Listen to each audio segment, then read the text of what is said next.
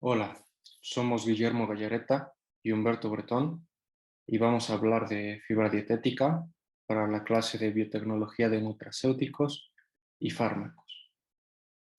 Bueno, vamos a hablar un poco de la fibra, de más o menos qué es, los tipos de fibra que hay. También describiremos estos tipos y sus diferentes propiedades. Las formas de análisis químico que tienen los diferentes tipos de fibra, una comparativa entre cuánta fibra tienen los distintos alimentos, el mecanismo de acción de la fibra, las recomendaciones de la fibra, los beneficios y efectos adversos que podrían llegar a tener, algo de química y cómo funciona en nuestro organismo, y también hablaremos de la inulina, que es un tipo de fibra. ¿Qué es la fibra dietética? Bueno, la fibra dietética es una sustancia de origen vegetal. Son resistentes a la digestión en el intestino delgado. Eso no quiere decir que no se digieran.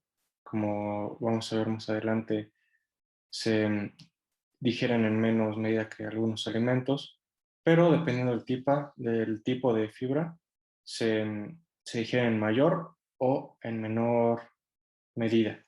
Estas se digieren, al menos parcialmente, en el colon, tienen beneficios para un buen funcionamiento intestinal y para otros procesos metabólicos. Son buenas regulando el ritmo intestinal, pueden acelerar o hacer un poco más lento el metabolismo y se obtienen principalmente de frutas y verduras y también de otros cereales y algunos frutos secos. También es importante mencionar que hay principalmente dos tipos de fibras, las solubles y las insolubles. Estos son los tipos. Podemos ver, como dije hace rato, que están las solubles y las insolubles aquí del lado derecho. Em, y bueno, estas se subdividen en muchas fibras. Las solubles, por ejemplo, en gomas, en inulina, pectinas y mucílago, y las insolubles en celulosa y lignina, que las insolubles son menos fermentables. Ya veremos por qué. También hemicelulosa viene de solubles e insolubles, solo que hay dos tipos. La A, que sí es soluble, sí puede ser soluble, y la B, que es insoluble. Vamos a abundar un poco más en los tipos que vimos en la diapositiva pasada para conocerlos un poquito más. Las gomas están formadas por ácido urónico, silosa, arabinosa o manosa, como la goma de guar, la arábiga, caraya y la tragacanto. Son un tipo de fibra soluble, como está en el diagrama de la presentación pasada. Como podemos ver, hay muchos azúcares, se conforman por muchos azúcares. Las pectinas son un tipo de heteropolisacárido muy importantes para la construcción de la pared celular en las plantas y en presencia de agua forman estos geles. Los mucílagos son polisacáridos de pentonas conformados por arabinosa o silosa. Las plantas las secretan cuando se lesionan y se encuentran en cierta proporción dependiendo de la edad de las plantas. Mientras mayor sea la planta, menor cantidad de mucílagos va a tener. La hemicelulosa es una mezcla de glucosa, galactosa, silosa, arabinosa, manosa y de ácidos urónicos. También, como podemos ver, está conformada por muchos tipos de azúcares. La celulosa es una parte insoluble de la fibra. Es abundante en muchas plantas, conforma la pared celular de los vegetales y está conformada por dos beta-glucosas. Son muy importantes en la construcción de las células vegetales, ya que están conformadas prácticamente de esto, sus paredes celulares. La lignina es un polímero orgánico. Las plantas leñosas tienen mucha cantidad de esta. Es la única fibra que se conoce que no es un polisacárido y proporciona mucha rigidez a la pared celular. Por último, también se menciona en el diagrama la inulina, que es un tipo de fibra que tiene muchas propiedades, como por ejemplo la probiótica, pero esa la veremos más a detalle a continuación. Ahora voy a hablar un poco de la fibra soluble. Este tipo de fibra es el que absorbe agua y se fermenta fácilmente, al menos más fácilmente que la insoluble. Y gracias a que se transforma en un tipo de gel viscoso, se absorbe en más cantidad que la insoluble y tiene ciertas propiedades diferentes que veremos a continuación. Em, las principales propiedades que tiene la fibra soluble es que absorbe el agua, lo que genera un gel viscoso, como ya lo había dicho, que se fermenta en el intestino grueso y genera ácidos grasos de cadena corta, como el butirato. Hidratada incluye almidón resistente, pectinas, gomas, mucílagos, hemicelulosas y polisacáridos no amiláceos. Retrasan el flujo intestinal, disminuyen la absorción de algunos nutrientes y aumentan la de otros.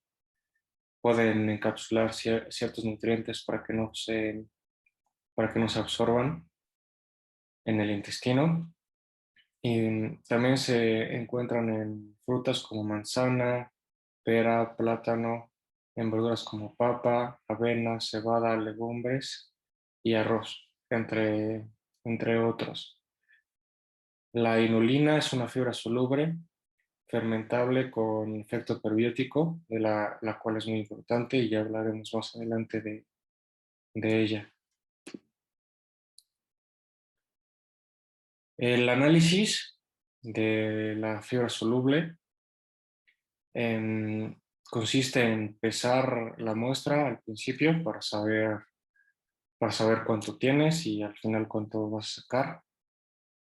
El primer paso es incubar con amilasa a 100 grados y con preferentemente a un pH de 8.2 y en constante movimiento por 30 minutos. Cuando acabe el tiempo hay que dejarlo enfriar, al menos a 60 grados centígrados. Hay que incubar con proteasas también después de la primera incubación, también a 60 grados Celsius por 30 minutos y en constante agitación. Al final hay que tener un pH entre 4.1 y 4.8, el cual se puede regular con HCl.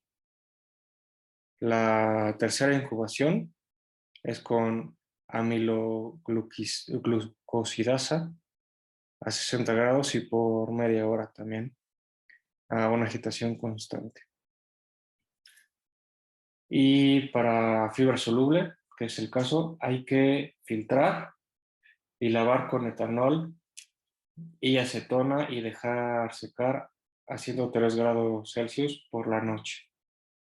Esto se hace con el residuo que deja la dieta insoluble, que ya veremos cuál es el método de análisis de este.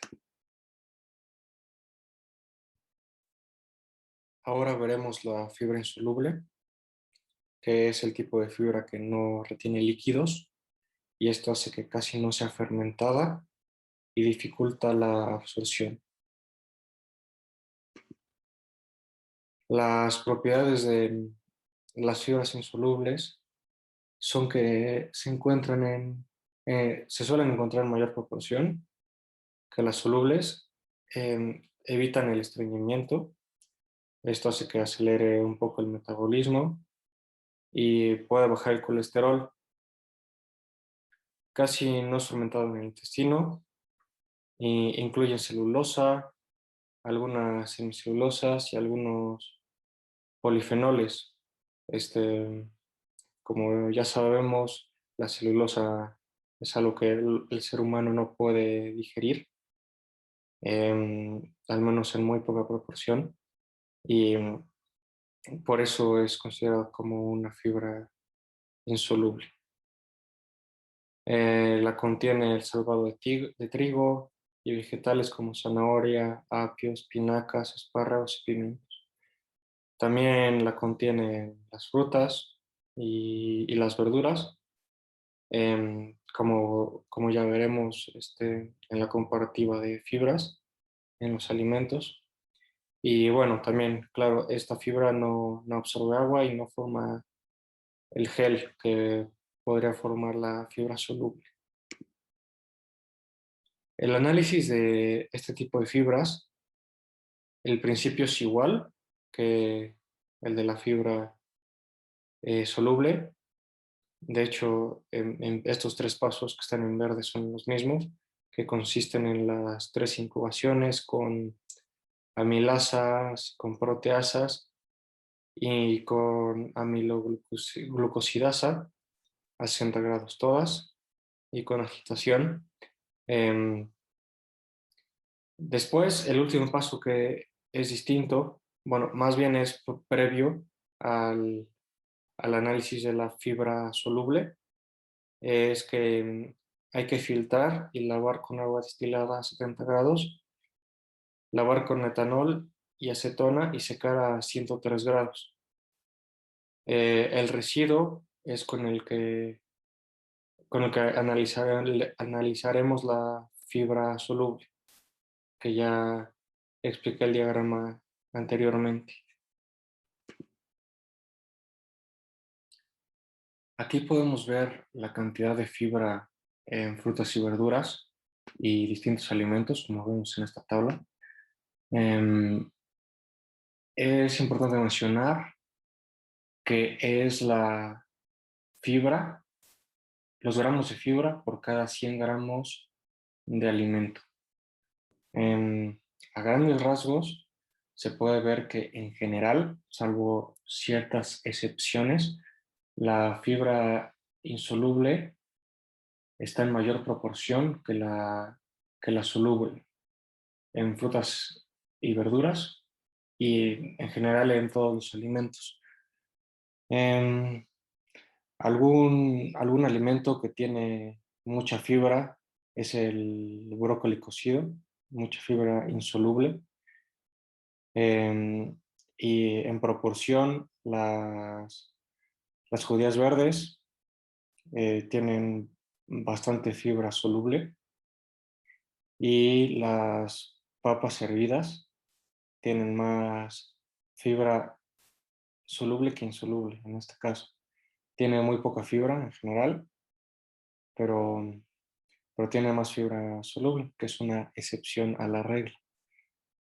En cuanto a frutas, de las que más tienen fibras es el aguacate, fibra insoluble, y fibra soluble también se encuentra siempre en menor proporción, pero el aguacate tiene mucha fibra soluble y también la naranja tiene mucha fibra insoluble, perdón, mucha fibra soluble y menor cantidad de fibra insoluble. Ahora, la cantidad de fibra en otros alimentos, todos son plantas, em, como en legumbres, también suelen tener más cantidad de fibra insoluble, todos los que vemos en esta tabla, legumbres, frutos secos y y cereales derivados. Em, Como podemos ver, las legumbres tienen mucha fibra insoluble, más que otros alimentos, y en particular las judías blancas, como pueden ser ciertos tipos de habas, tienen mucha fibra soluble e insoluble en general. También los guisantes tienen mucha fibra. Frutos secos tienen en general mucha fibra insoluble en proporción a la soluble. Como podemos ver, por ejemplo, las nueces tienen 3,7 gramos de insoluble por 0,1 gramos de soluble. Y los cereales y derivados, este, podemos ver que tienen en general poca fibra, en excepción del pan integral que tiene mucha fibra insoluble y algo de soluble y muy poca fibra soluble. Por ejemplo, el arroz blanco e integral prácticamente no tienen fibra soluble. El mecanismo de acción con el cual se rigen las fibras dietéticas es que primero, al ingerir alimentos con dicho compuesto, se introducirán moléculas, de las cuales más del 50% serán degradadas en el colon mediante la microbiota intestinal. El resto de ese 50% será eliminado con las heces. Al estar dentro del organismo, se aprovechará el metabolismo bacteriano, donde todos los tipos de fibra, a excepción de la lignina, pueden ser fermentadas por las bacterias intestinales, aunque en general las solubles son fermentadas en mayor cantidad que las insolubles. En esta fermentación se da la obtención de piruvato a partir de glucosa ingerida. Este piruvato es convertido en ácidos grasos de cadena corta o AGCCs, los cuales cuentan con 2 a 4 carbonos, que los humanos no podríamos generar, ya que los que usualmente producen las células humanas suelen contar con un mínimo de 14 carbonos. Dentro de los AGCCs generados se producirán principalmente acetato, propionato y butirato en una proporción del 60%, 25% y 15%, aunque su generación no debería engañarnos, ya que su importancia en el organismo suele establecerse en que el butirato es el AGCC más importante, seguido del acetato y finalmente por el propionato, todos con diversas propiedades dentro del cuerpo, las cuales veremos posteriormente. Finalmente, cabe mencionar que en menor proporción también se producen otros AGCCs. Dentro de estos están el valerato, hexanoato, isobutirato e isovalerato. Ahora, para obtener los beneficios que nos pueden proporcionar una dieta rica en fibra, se da como recomendación de ingesta diaria de fibra para niños, adolescentes y adultos una cantidad que varíe entre 25 a 30 gramos de fibra dietética, y esto traerá como beneficios algunos de los siguientes puntos. Los beneficios son que se ralentiza la digestión. En consecuencia de la viscosidad generada por las fibras, se enlentece el vaciamiento gástrico, lo cual a su vez nos trae otro beneficio, el cual es que se da un prolongado efecto de sensación de saciedad. Otro punto es que se previene la constipación. La fibra dietética tiene la capacidad de suavizar e incrementar el tamaño y peso de las heces. Esto es útil para el tracto digestivo, ya que le resulta más fácil procesarlas, así disminuyendo el riesgo de constipación. Se disminuye el colesterol. Como la fibra soluble forma una especie de gel cuando absorbe agua, este gel se logra unir en el tracto digestivo con los ácidos biliares, así quelándolos, lo cual dará como consecuencia que el colesterol LDL, también conocido como colesterol malo, deba ser transformado en ácidos biliares para reemplazar los que fueron quelados y por lo tanto eliminados en las heces. Asimismo, otro método que se ha notado es donde el propionato, tras ser absorbido desde el colon, puede actuar inhibiendo la enzima HMG coenzima A reductasa, que disminuye la síntesis endógena del colesterol. También, la fibra puede controlar el azúcar en la sangre por el propionato, que tiene la capacidad de inhibir la gluconeogénesis, que es la síntesis de la glucosa, al interactuar con el receptor de la proteína G43, que es expresada en adipocitos y células del colon epitelial. Uno de sus factores más importantes es que con la fermentación de la fibra se es capaz de estimular el crecimiento del número de microorganismos del colon. Principalmente, se puede multiplicar el de las bifidobacterias y lactobacillus, en lo que se ha encontrado un efecto prebiótico. El efecto prebiótico es definido como un conjunto de componentes no digeribles de la dieta que resultan beneficiosos para el organismo huésped, ya que producen el crecimiento selectivo de bacterias provechosas para el colon. Dentro de estos beneficios para la salud, se encuentra que liberan grandes cantidades de ácido láctico que disminuye el pH colónico, controla el crecimiento de bacterias perjudiciales y ayuda al huésped a eliminar el amonio tóxico. Este también produce vitaminas, principalmente del grupo B. Ahora se hablará de cómo la fibra dietética tiene un directo beneficio sobre diversas enfermedades intestinales. Los beneficios en enfermedades intestinales incluyen al estreñimiento, ya que el consumo de fibra mejora el estreñimiento leve y moderado debido al ya mencionado incremento de la masa fecal. La fibra insoluble, por ser poco fermentable, es la que mayoritariamente aumenta la masa fecal debido a los restos de fibra no digeridos y a su capacidad de retener el agua. El aumento del volumen fecal lleva a un estiramiento de la pared intestinal, lo cual estimula mecanorreceptores que producen los reflejos de propulsión y evacuación. También las sales biliares y los ácidos grasos de cadena corta estimulan la motilidad y aceleran el tiempo de tránsito intestinal. Los gases producidos en la fermentación aumentan la masa fecal al quedar atrapados en el contenido intestinal e impulsan la masa fecal al actuar como un tipo de bomba de propulsión. Otro factor es la disminución de divertículos.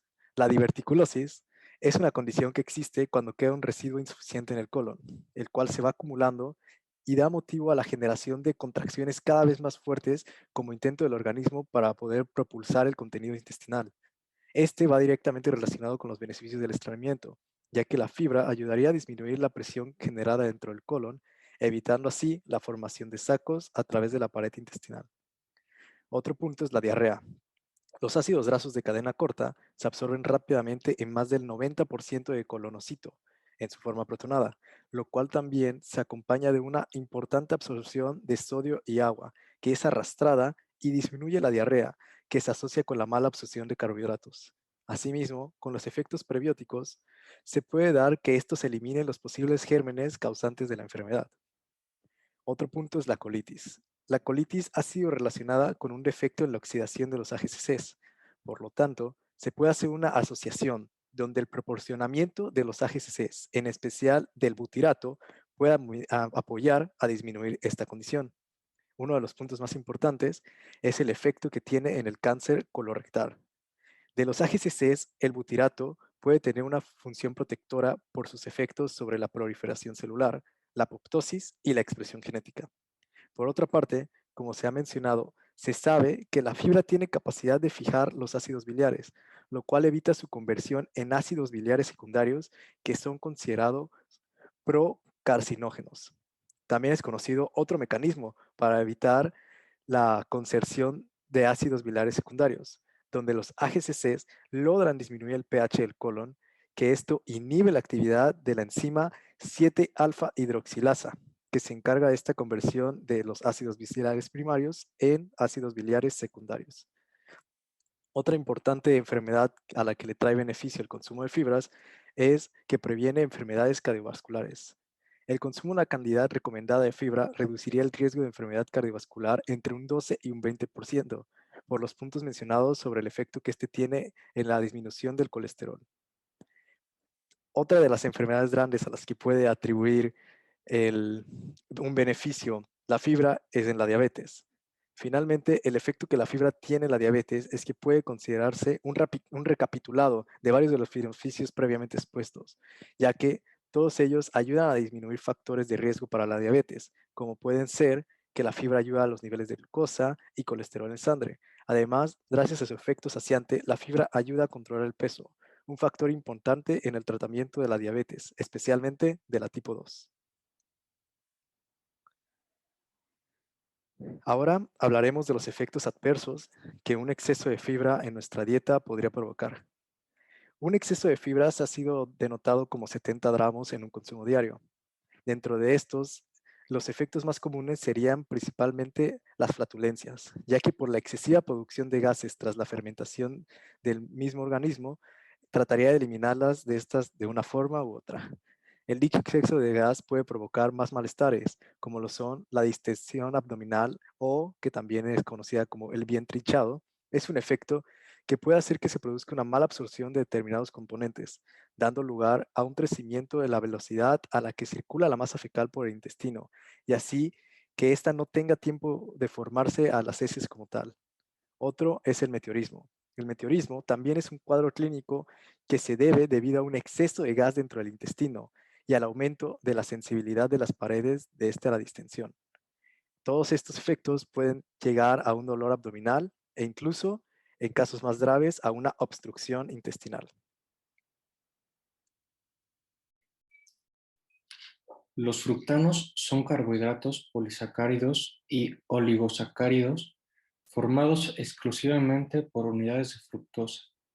Aparecen en vegetales que incorporamos frecuentemente en nuestra dieta, como ajo, cebolla, también en cereales con gluten, como el trigo y el centeno. En muchas plantas están presentes los fructanos. El cuerpo no puede digerir estas moléculas y gracias a eso este, pueden causar cierto malestar estomacal y, y cuando llegan al intestino hay unas bacterias que los fermentan. Es una fibra alimentaria considerada como fibra soluble y también tiene algunos beneficios.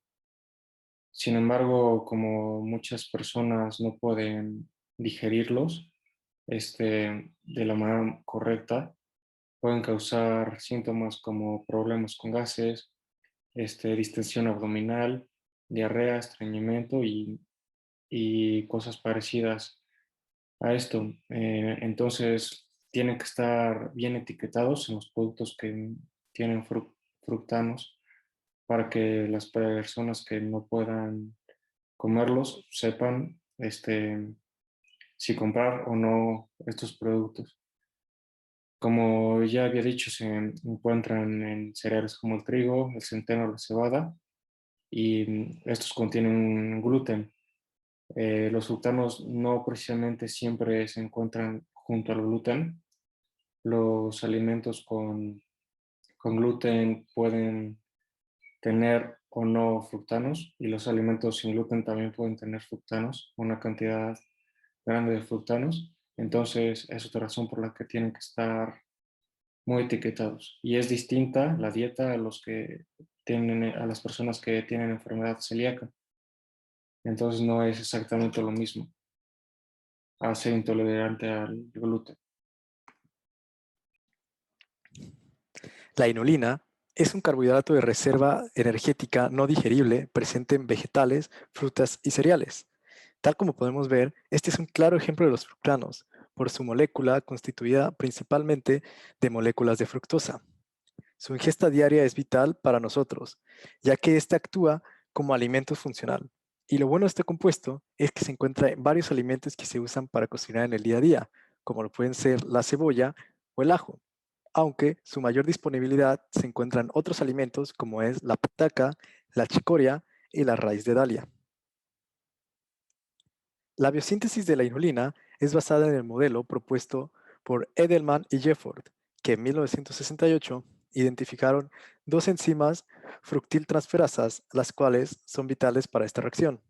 En ella se inicia a partir de dos moléculas de sacarosa, las cuales están constituidas cada una por una molécula de glucosa y una molécula de fructosa. Durante la primera etapa del proceso, una de las moléculas de sacarosa funcionará como aceptor fructosil, que será transferido mediante la enzima sacarosa fructiltransferasa o 1-SCT.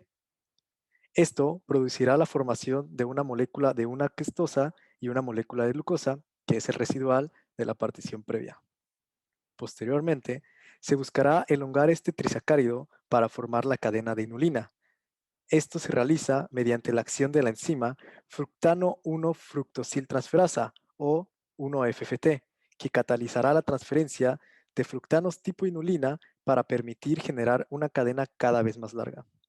Como podemos ver, esta es la molécula de inulina, la cual es una cadena de fructosas unidas mediante el enlace beta 21 que están al final unidas a otra cadena de glucosa que se encuentra unida mediante el enlace alfa de glucopiranacil 1,2. Los beneficios de la inulina es que esta cuenta con un definido efecto bifidogénico.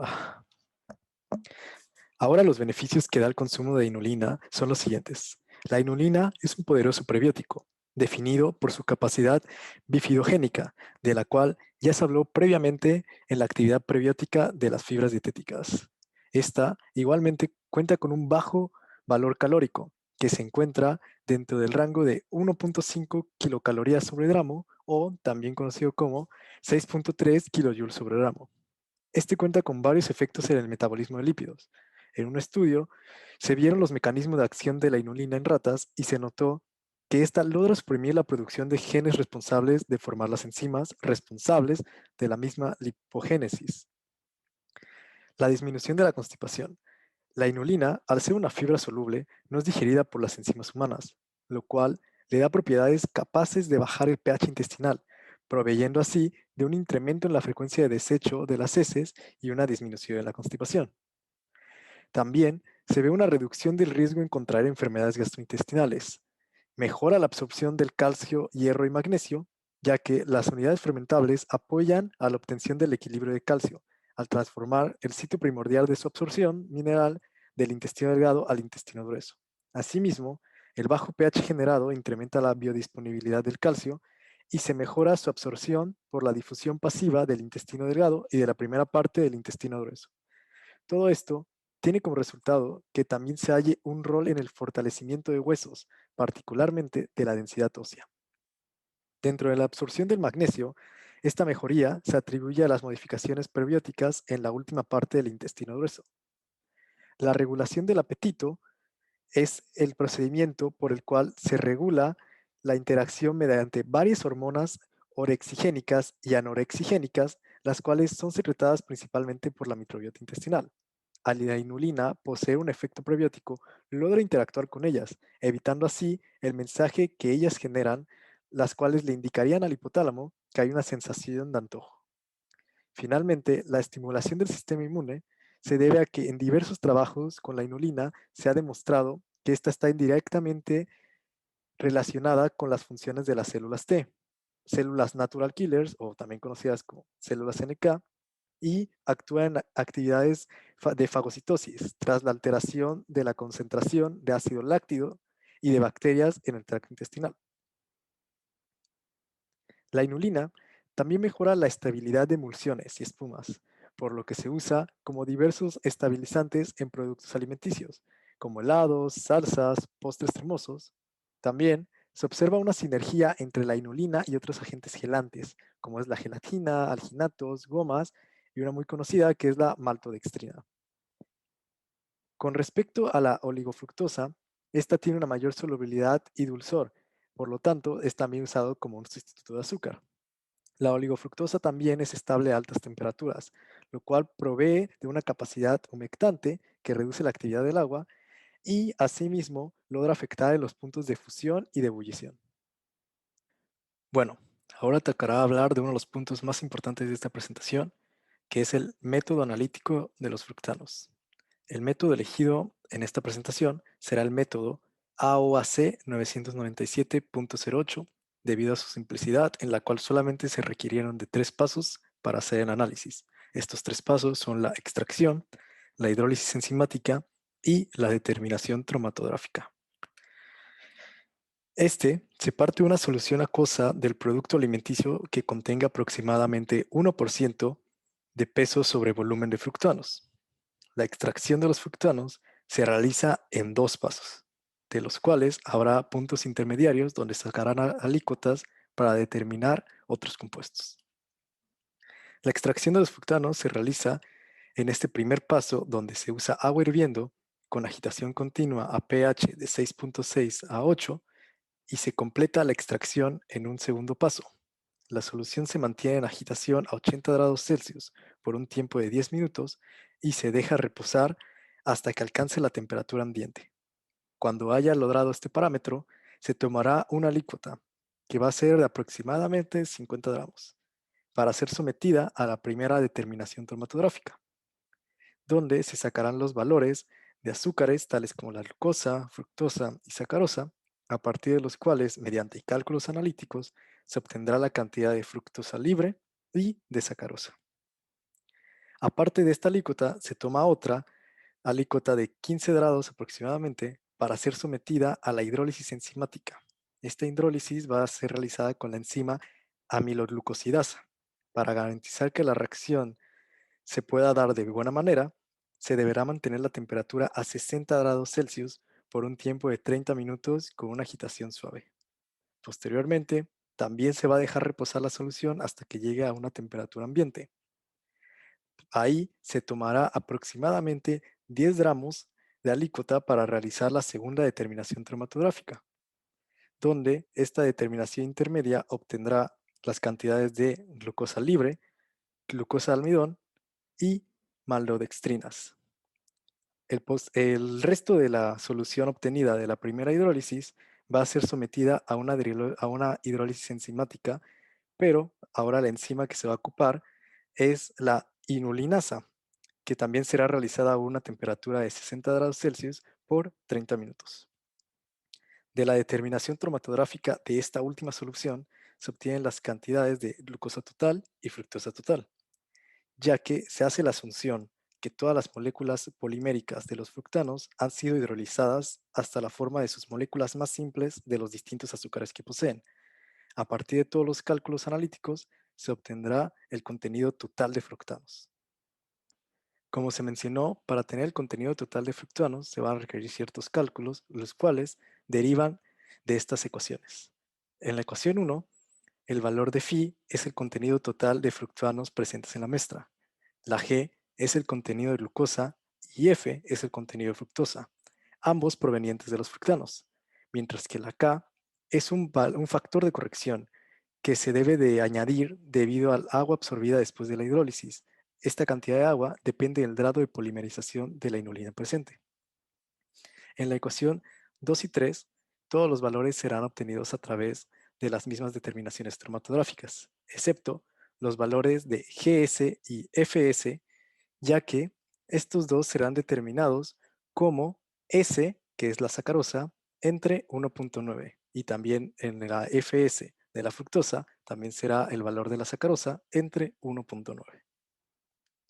La producción industrial de inulina y sus derivados se obtiene principalmente de la raíz de achicoria, la cual hemos visto previamente cómo tiene una gran cantidad de inulina dentro de sí misma.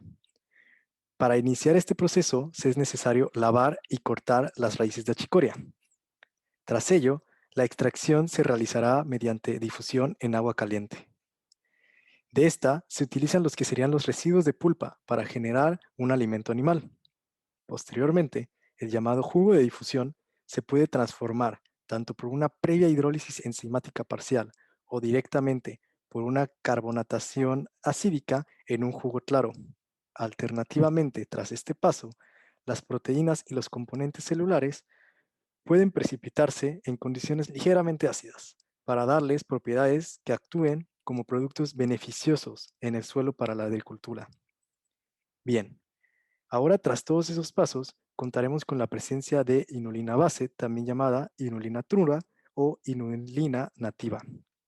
El refinado adicional que se le debe realizar en esta etapa no es totalmente adecuado para la inulina base, por lo cual se puede aprovechar la baja solubilidad de la inulina de cadena larga que permite la separación de esta fracción por una separación física, en este caso la cristalización. Como método, para la eliminación de sales presentes se realiza el intercambio iónico. Para evitar la hidrólisis de la inulina a pH bajo, todo el proceso de intercambio iónico se debe llevar a cabo a bajas temperaturas. Finalmente, el característico sabor amargo de la chicoria se elimina mediante carbón activado, que también elimina cualquier color residual.